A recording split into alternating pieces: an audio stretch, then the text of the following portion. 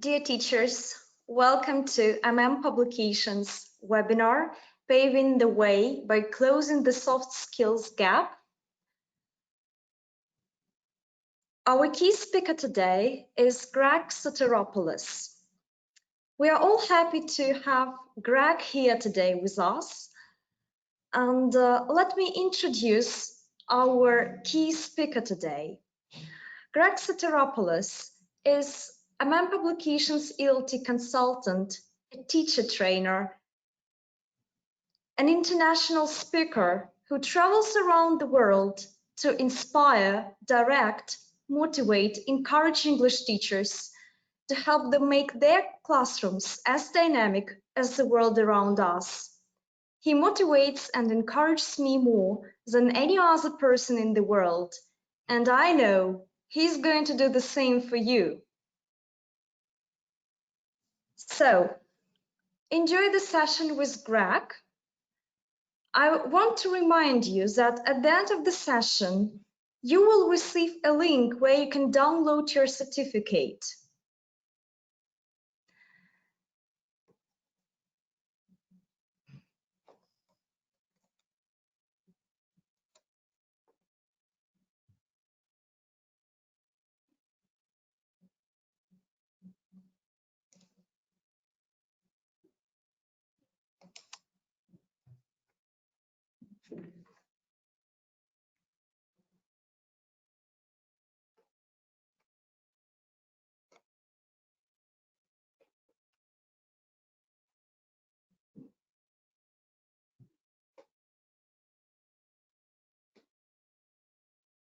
Hello, everybody.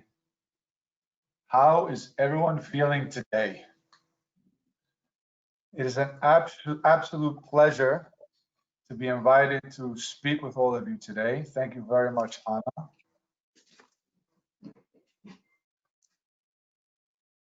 I believe that we can begin, yes?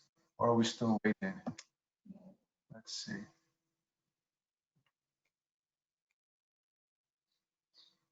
All right, so paving the way by closing the soft skills gap. In this turbulent time that we have lived through with Miss Rona affecting the entire world,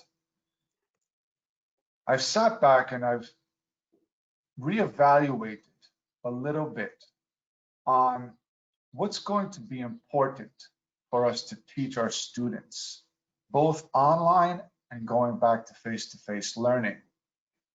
Yes, it's very important that we continue focusing on English as content, but our students need to be equipped with certain skill sets for their future.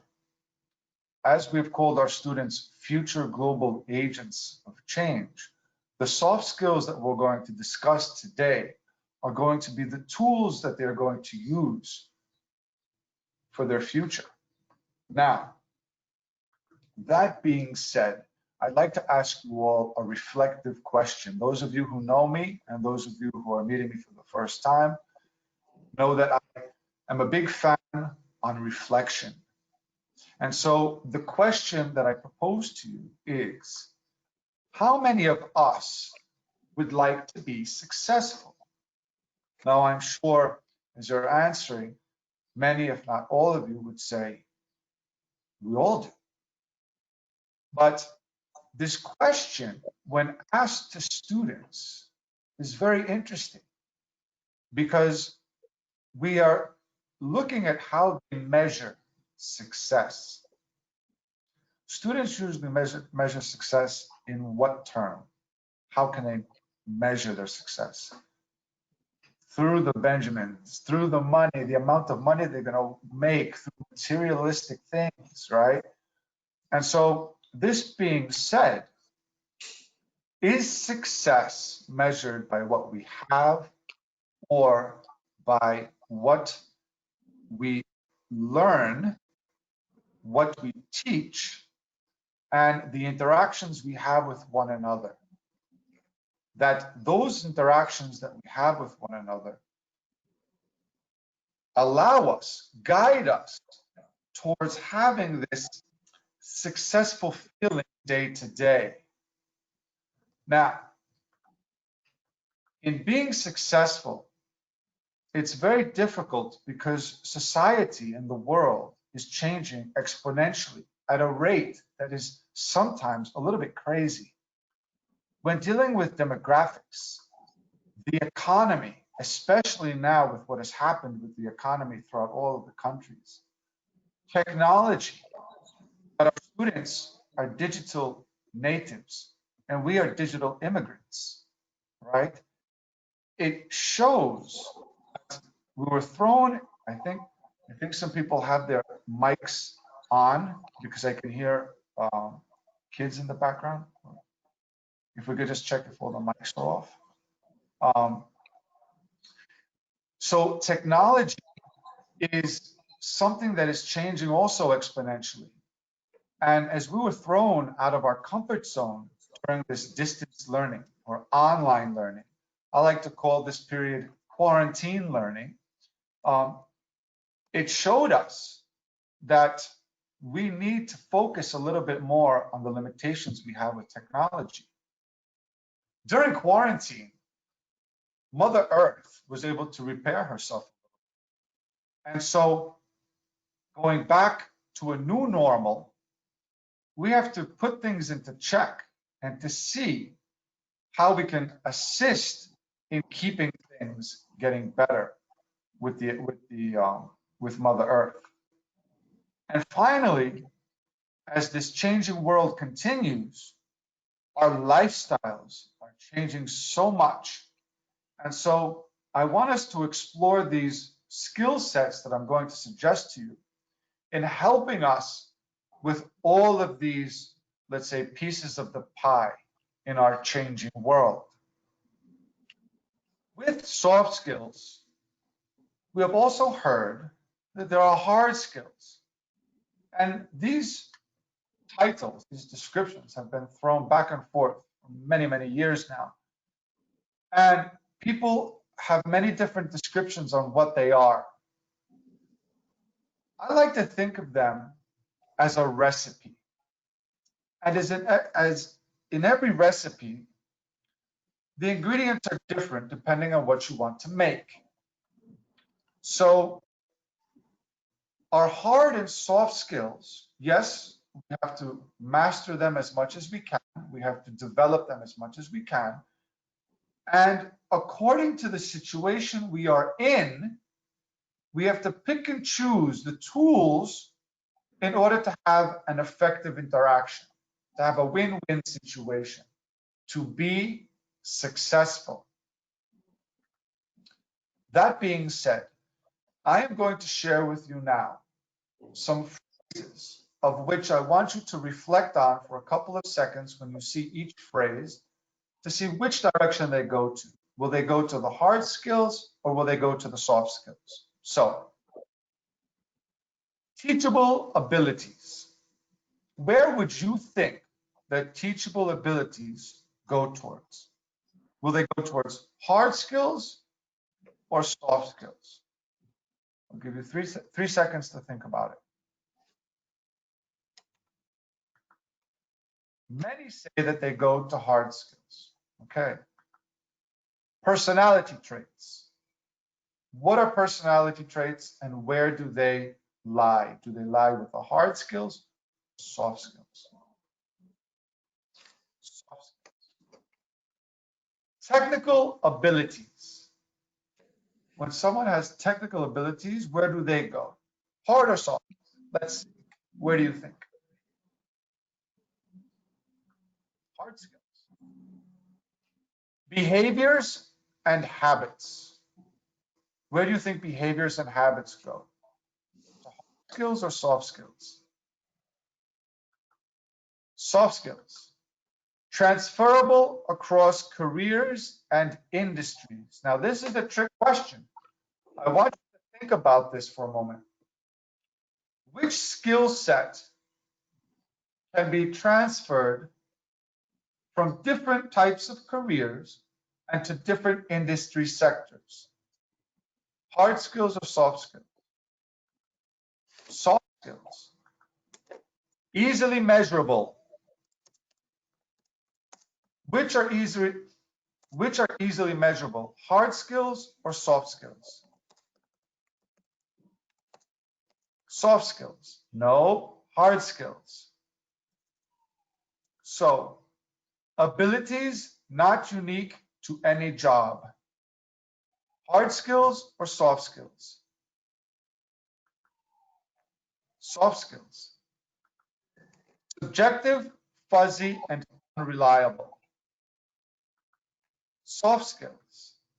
Acquired in the classroom. Interesting one. Many say hard skills. But wait a minute. We just went through a bunch of descriptive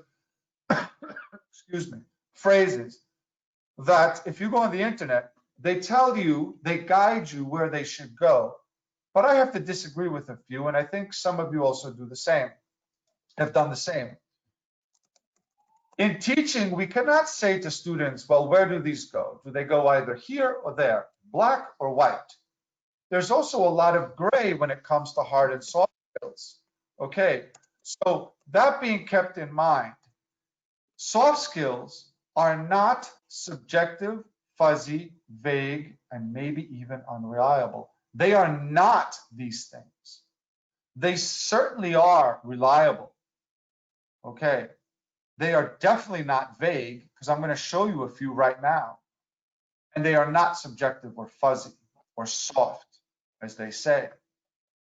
Soft skills are certainly teachable.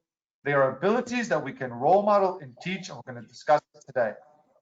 They are also acquired in the classroom because we as role models are going to do that after this webinar.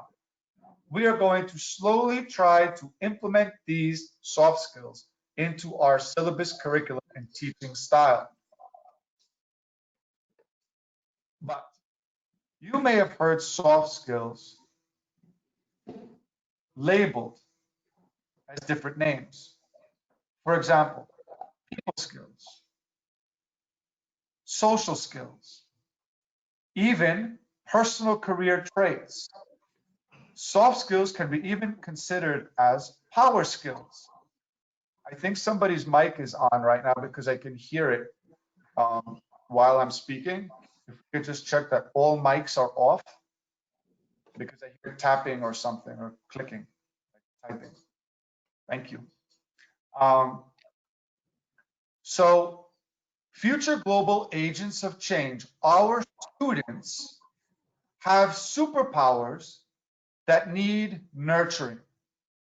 Okay, especially now during this quarantine period, they need these superpowers nurtured. But what are these superpowers? Okay, these superpowers are what make our students, quote unquote, stronger, more marketable for their future. And in a few minutes, we're going to explore these superpowers. So another descriptive word that I give to soft skills are superpowers. And as we see in this visual prompt, we as teachers and as parents, we give to our students. We try to role model skill sets, behavior, let's say, interactions with our students, with our children. And what I want us to do as teachers is to look at ourselves, reflect on our teaching style, reflect on our interactions with our students, and start to implement the following superpowers that I'm going to share with you. But when looking at this picture, we see that as teachers, all of those empty holes in us don't make us as effective as we can in our jobs. So what does this mean? It means that, excuse me, my allergies again. This means that when we surround ourselves in the power of proximity, okay, the people that we surround ourselves with, that they should not be naysayers. They should not be people who remove our energy, our ideas, our authenticity. They should be the people who help us to replenish those things and build and bring us up. Okay? The same goes with our future global agents of change. We want to create a mindset and prepare them for success. Now, these superpowers that we're going to talk about today, right now, are communication, leadership, empathy, adaptability, and now the final three look very familiar. Critical thinking, collaboration, and creativity. And here is where I take 3 out of the 4 C's of the competencies from 21st century skills. I remove them from there and I put them in soft skills. So the course books from MM Publications, in the content pages, in the lessons, in the CLIL pages that help with critical thinking, collaboration, and creativity. Yes, they are 21st century skills, but they are also sets of soft skills that our students need desperately for their future. Okay, so let's jump into number 1, communication. Communication is the key soft skill that students need to work on. It's that superpower that sets them apart. And so the pillars of the English language are speaking and listening. And through the communicative approach, students can start building up their inner motivation, their self-esteem, okay, their self-confidence. And these are qualities, as we will see in a little bit, in a leader. So all of these superpowers are linked. And those of you who have participated in other webinars, you will see that many terms that I use link to other webinars, to other concepts and ideas in development, professional development. Because let's remember, we are the only ones who develop ourselves. No one else does that for us. So, in communicating, first and foremost, feel comfortable in speaking, in communicating with yourself and then those around you. If your students are not comfortable with themselves, how can you expect them to speak to others? We don't want them to have this fear of making mistakes, because as you see, fear is also like a virus. Fear has been embedded into the synapses of our brain with this coronavirus. And people are living in fear. People can be controlled by fear. I want fear to be removed from our students. I want this superpower to grow exponentially every single day in class.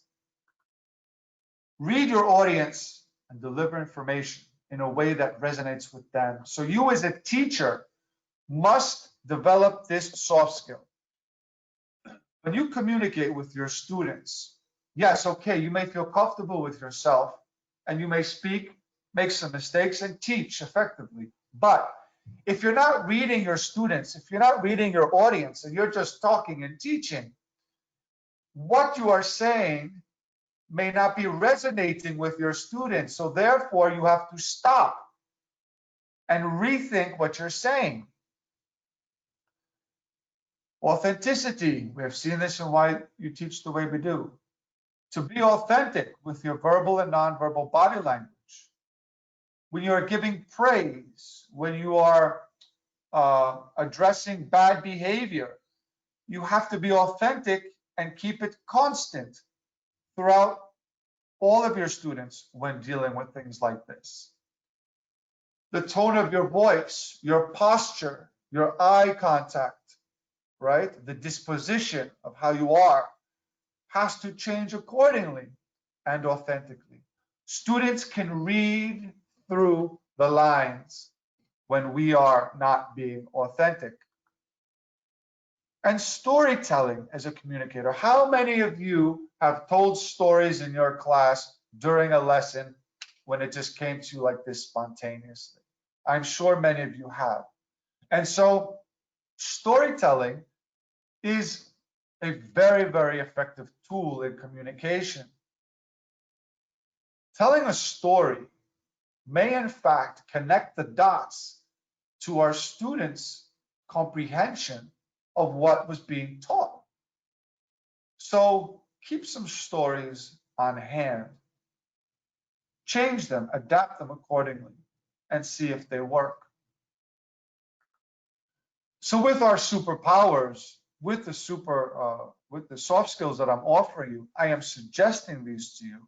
I'm going to give you some super tips to help with them. As a communicator, sometimes your character is to jump right in and just talk. You need to do the following. Wait, breathe, and reflect. Taking the time to process can ease those around you and help direct your message even more. So sometimes in teaching, you need to do this.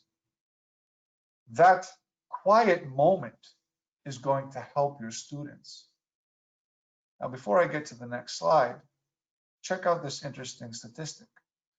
No matter what job you have in life, your success, here's the word success, will be determined roughly 5% by your hard skills, academic credentials, 15% by your professional experiences, which involves some soft skills, but 80% by your communication skills.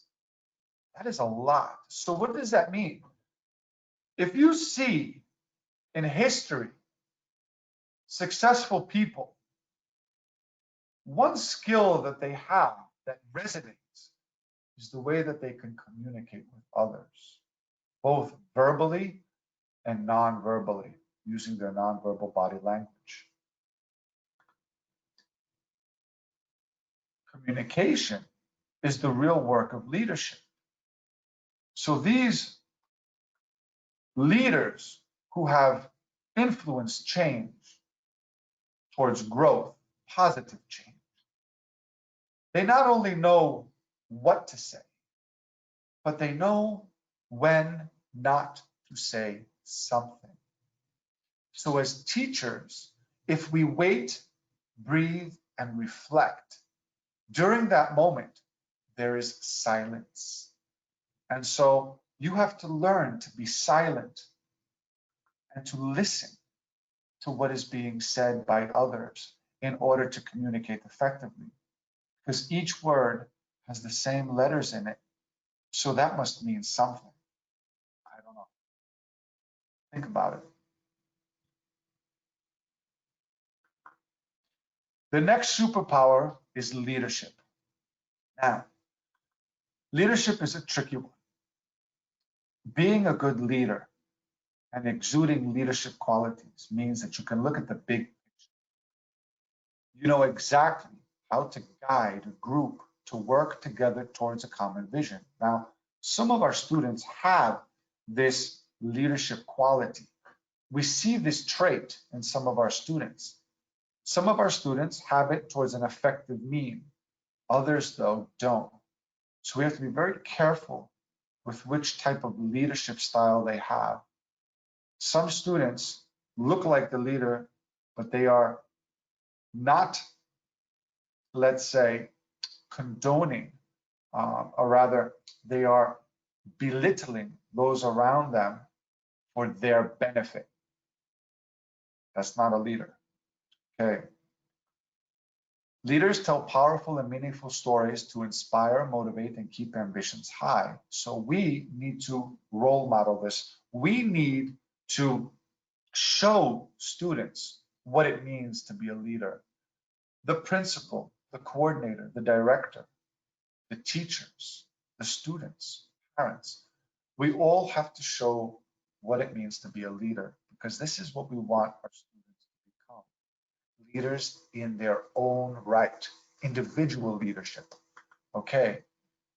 And to be a role model, because if we role model this to them and students start to role model this soft skill, others will do the same in your class. And what does this do? This builds a 360 environment of integrity.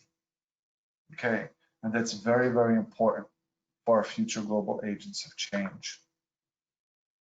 Now look at these two visual prompts. As a leadership style on the top one in yellow, orange yellow, the leader is telling his team to go, pull this, and we can do this. But yet he is adding more weight for them to be effective and efficient. The leader on the bottom in blue has a different approach. He says, I am here with you. We together are a team as one. Follow me. I will lead you, but without you, I cannot do this alone. And therefore the weight is lighter and it will go farther. So sometimes as a leader, you can take the credit when things go well, but maybe we have to operate incognito, under the radar, behind the scenes, and give others that spotlight to shine when there's an opportunity. This is what we need to do for our students. Don't show that it's because of me that this is happening. It's because of you guys, and thank you. You are the guys why I am doing my job so well. And parents need to see this. Parents need to understand that when things go well, it's because of their child. As a leader, we must take the brunt of when things go wrong, though. Okay, that is called accountability. Where did we hear this word before? Why we teach the way we do, to be accountable for our actions, to be responsible for our actions. Students need to have this. Now, you have seen this slide, some of you maybe. Some of you, if not, it'll be something new and interesting to think about. As a leader, we must take the brunt of when things do go wrong. It is called accountability. Now, accountability, as we saw back in the day when we were kids, we had the accountability. We had the responsibility of bad grades. And so our parents said, it's because of you, the student. You will not go out and ride your bike. You will not skateboard. You will not watch TV. You will not play at the park. Not when we were kids. Nothing like that. We didn't have Instagram and Messenger, and TikTok and Snapchat and all that stuff, and cell phones. And so that was our punishment. Oh my goodness. Okay. All right. I got to do something about this. I have to take responsibility, get my grades up. Okay. Now, though, the accountability has changed.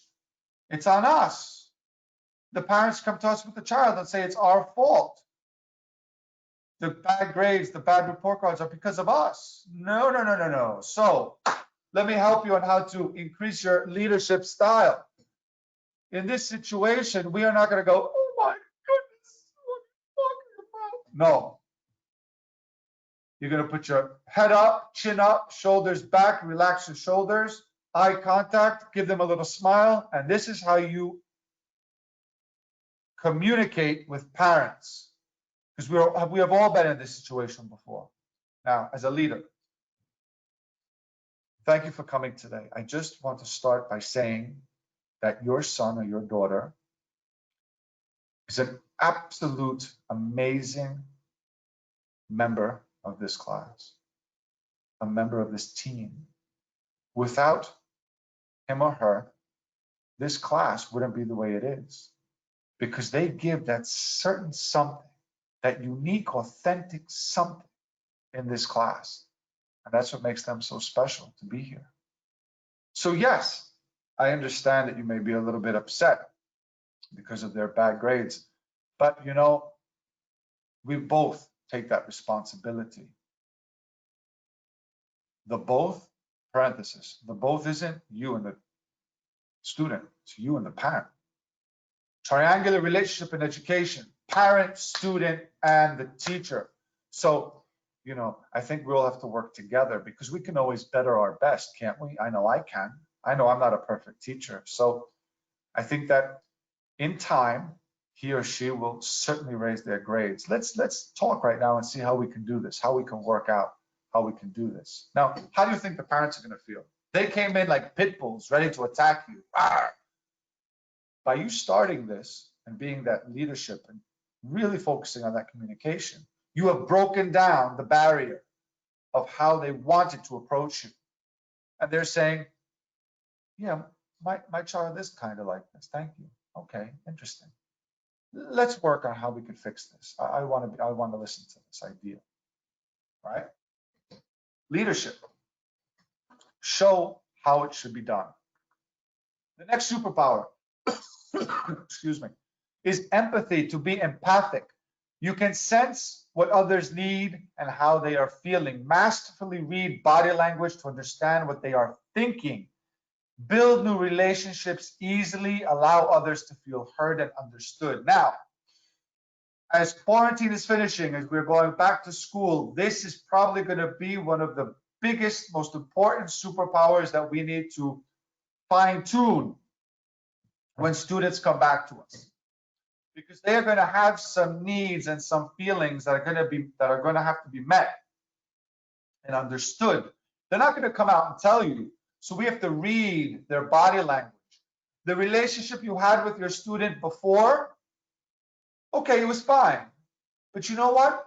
Let's create a new one with them. New relationships with all our kids. Let them feel heard and that we understand how they're feeling and how they felt during this time, and keep this up, okay, throughout the next school year. This will build trust, because, ladies and gentlemen, correct me if I'm wrong, trust has been broken on a global scale because of what? Fear. Because of what?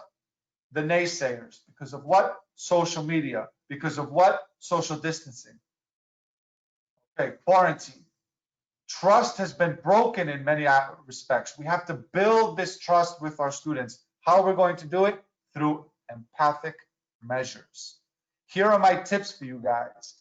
Listen very carefully, first to yourself and how you are feeling. Don't get distracted or confused because of how you're feeling. You have to listen very carefully to yourself. Don't lose sight of your point of view. Because if you focus too much on how other people are thinking, if you are overly empathic, you will lose yourself. You will lose your authenticity and your empathic manner. And so, that being said, you must read between the lines with your students. And students need to learn how to read between the lines. So, as you see here, there's often some truth behind just kidding. Actually, they're not kidding. Find out what the truth is. When students say, I don't care, it's okay, I don't care. I don't care. There's emotion behind that I don't care. And especially when they say, no, I'm fine, just leave me alone, I'm fine. No, they're not. There is some pain behind I'm fine. And so what does this mean? This means that when they come back to your school, they are going to be bringing all of their emotions with them. All of them. And some of these emotions that are hot and heavy and sad and fearful are overpowering. The joy, the happiness, the smile, the fun that they should be feeling. So that's why we need to rethink and restructure how we will interact. What skill sets will we promote? Okay. So these soft skills, some of them are more for you to learn now. Some of them are for your students to bring out from themselves. Okay. Empathy, more so on us for the time being. Adaptability, oh my goodness. This one was thrown out the window with Corona. Adaptability, flexible and able to respond in real time to changes happening around you. If this quarantine period has not kicked us in to be adaptable to change, I don't know what has. I mean, to adapt, how to teach, how to learn online for us teachers, for us parents, for our students, for our grandparents, for everybody. This particular soft skill, I am starting with my kids already. How to adapt accordingly to change. Immediate change, long-term change, to be ready, to foresee the change. Don't be thrown off your game. Something happens, don't panic. Adapt accordingly. Curveballs, right? Don't look at them like, oh no, man, not again. Shoot, what am I going to do? No.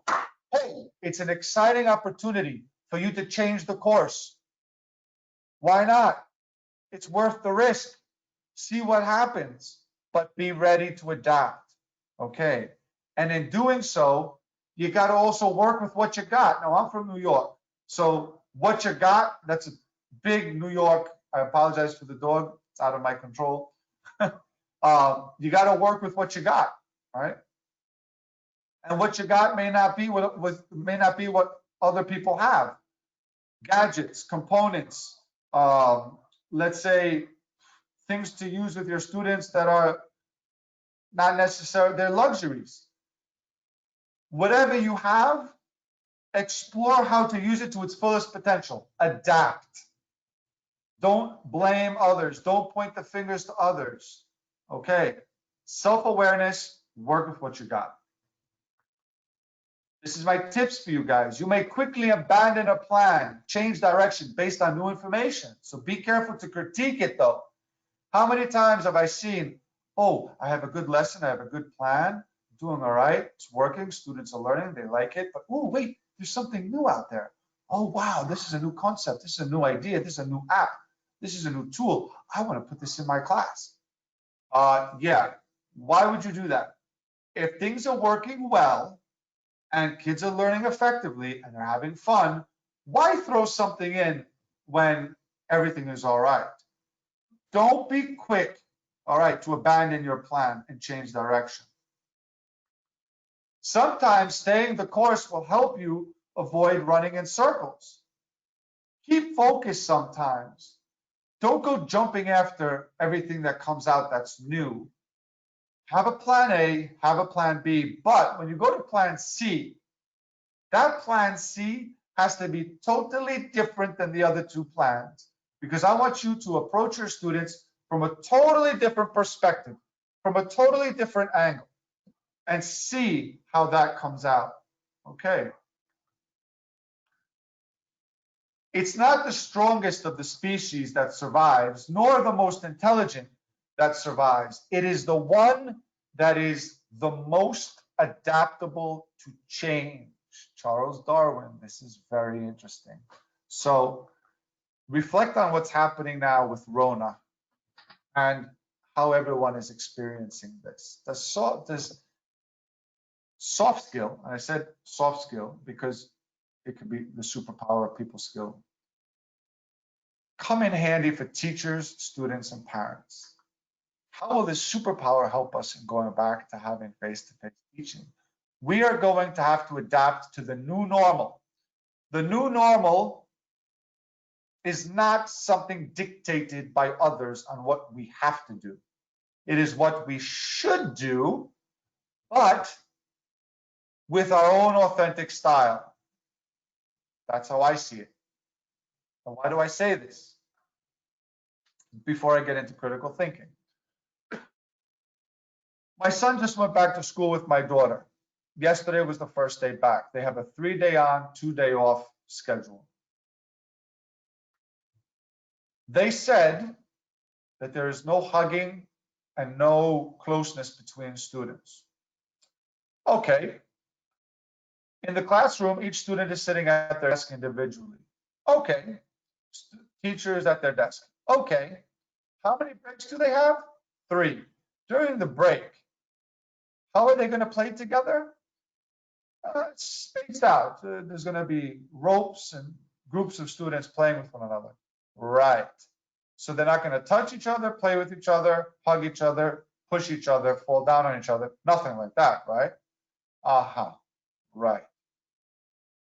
My son, the morning that he went to school, I dropped him off. He picked a flower for his teacher because he hadn't seen her for 2.5 months live. What did you think? He was going to simply skip over to her and say, here you go, I missed you. No. The kids bum rushed the teacher and hugged her. And you saw her say, oh, time to adapt. What am I supposed to do? Okay, school says no hugs. All right, hands up. Words are going to come out of my mouth. And what did she do? I loved it. She adapted accordingly. She hugged her students for 5 seconds, let go, explained that we can't do this really. We have to adapt to the new rules for now. Took the flower from my son, sniffed, said thank you to him, and everybody left with big smiles on their face. Just a little story, food for thought. Superpower number 5, critical thinking. Now, critical thinkers cut through all the different types of information, and they make these weird, complex connections between ideas to find new, unexpected paths.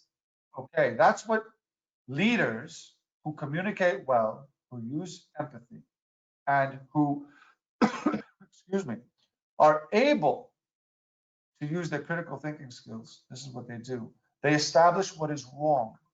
In doing so, they guide their peers to an answer or a solution. So we as teachers, if we use our critical thinking skills, what we will do is plant the seed, ask some really interesting guiding questions, and let our students go crazy.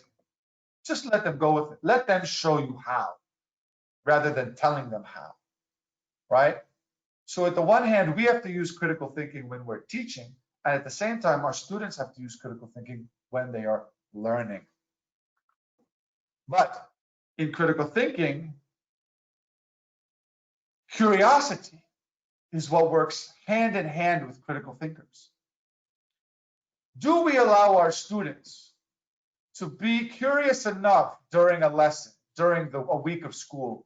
Do we allow them to put on their thinking curiosity caps and let them really go nuts with, wow, what, how, what, when? To ask all these questions. I don't know, I'm asking.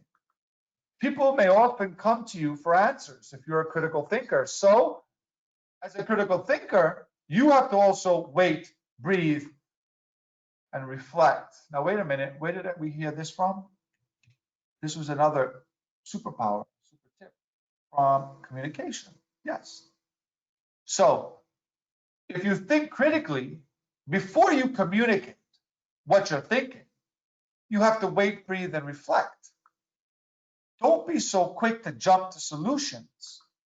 Ask more questions so that students can have an aha moment.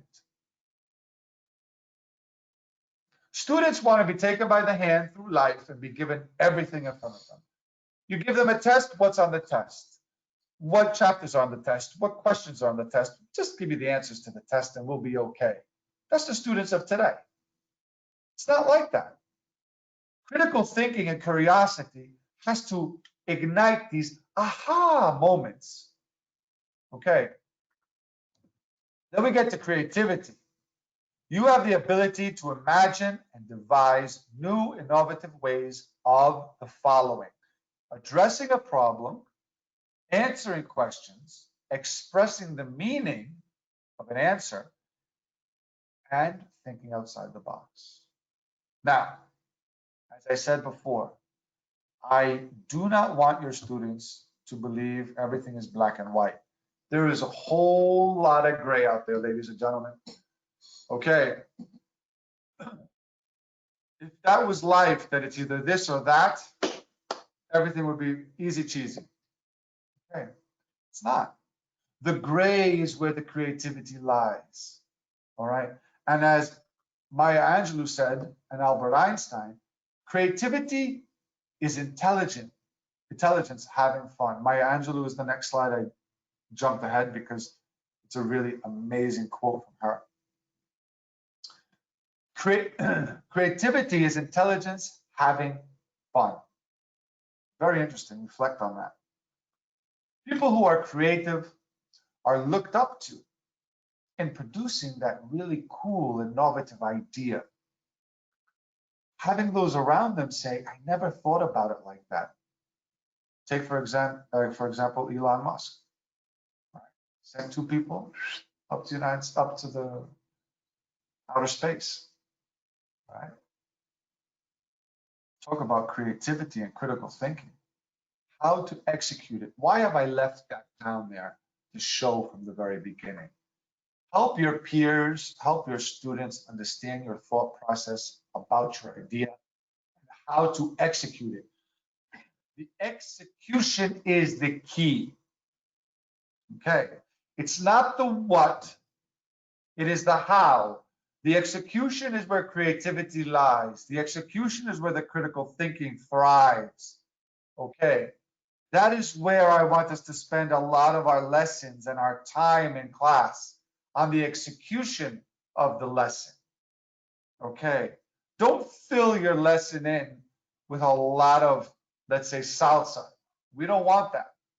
Okay, give them some facts and let them be creative and use their critical thinking.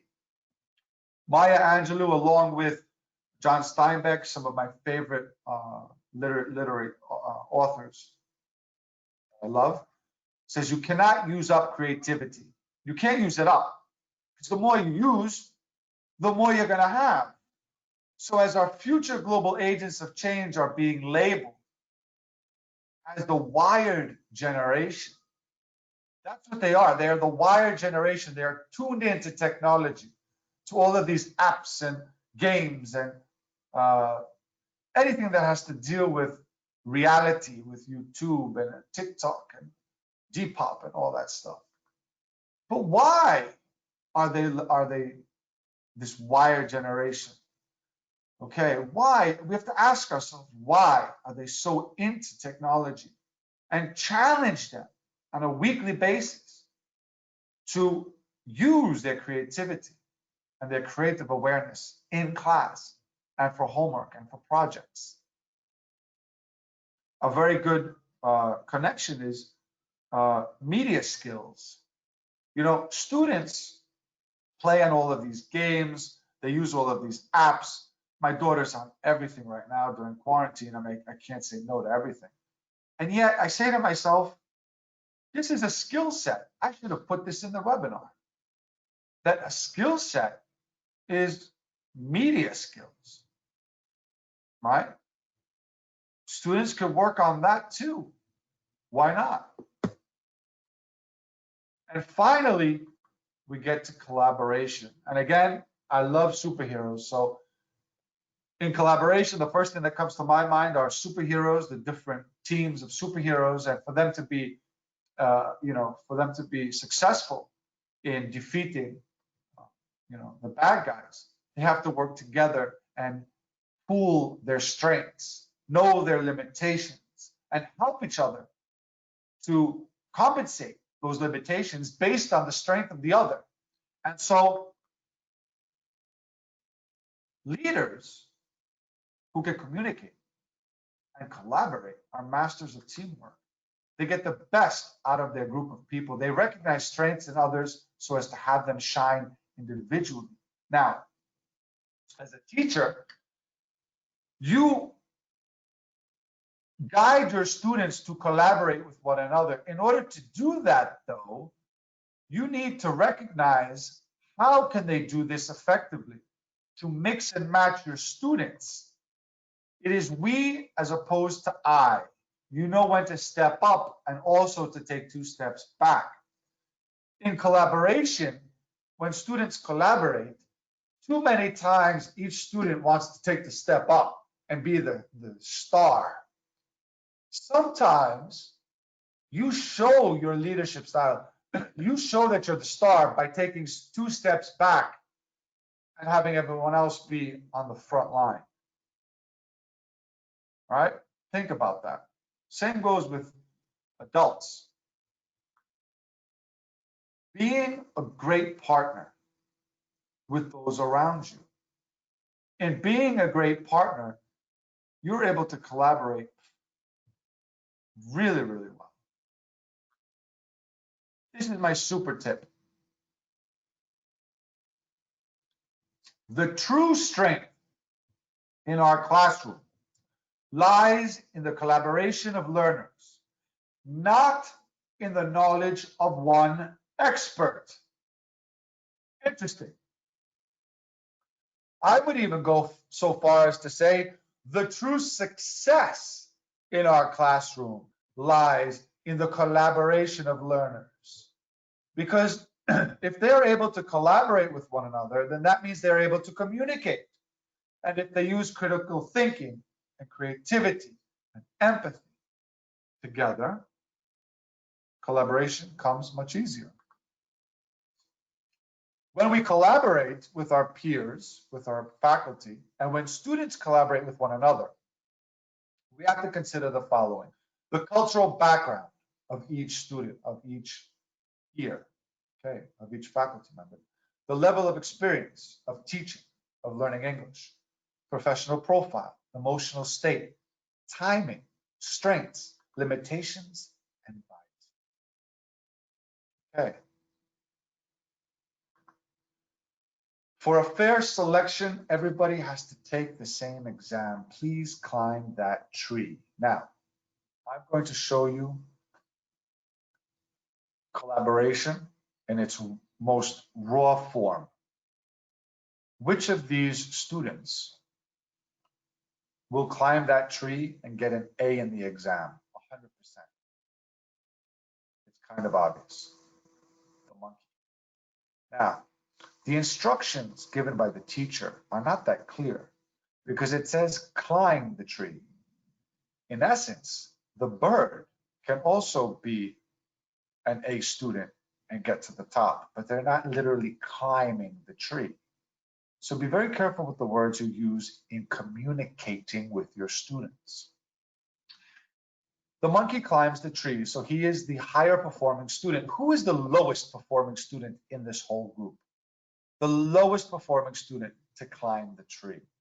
Yes, the goldfish in the bowl. But yet, in collaboration, you can have the strongest student and the weakest student work together and both achieve success. For the monkey can take the fish in the bowl and climb the tree somehow, slowly but surely, and both of them can pass that exam, hypothetically speaking. But before we go, there's one more thing I have to tell you, and that's a challenge. That's my soft skills challenge to you. We have communication, we have leadership, empathy, adaptability, critical thinking, collaboration, and creativity. I want you to start, not today, but tomorrow, reflecting on some of these skill sets and reflect on how we can role model and implement them in our teaching with us by showing how and not telling how. And I leave you with this. My fellow educators, please don't become preoccupied just with your future global agents of change, academic ability. Teach them to sit with those who sit alone, to be kind, to offer help, to be a friend to the lonely, to encourage others around them, to think about other people, to share thoughts, ideas, feelings, to look for the good in each other. This is how our future global agents of change will change the world. With these skill sets and with many more, thank you very, very much for your time.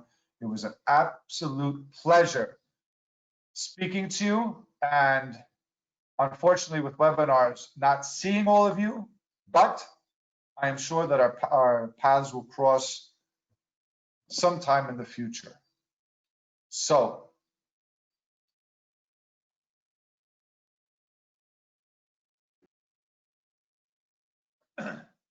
So, dear teachers, thank you for joining us today. I hope you enjoyed Gregg's sessions. Do you have questions? Do you have any questions concerning today's webinar, or do you have any questions concerning Publications books? So we are available to answer these questions.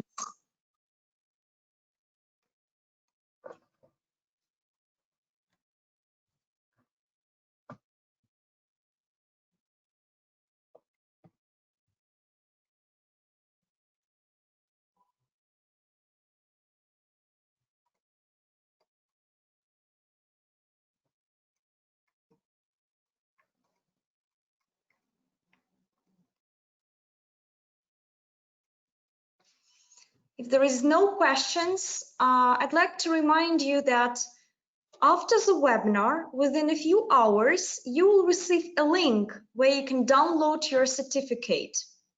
So please check your email as well as your junk box, as you might receive a letter from us there.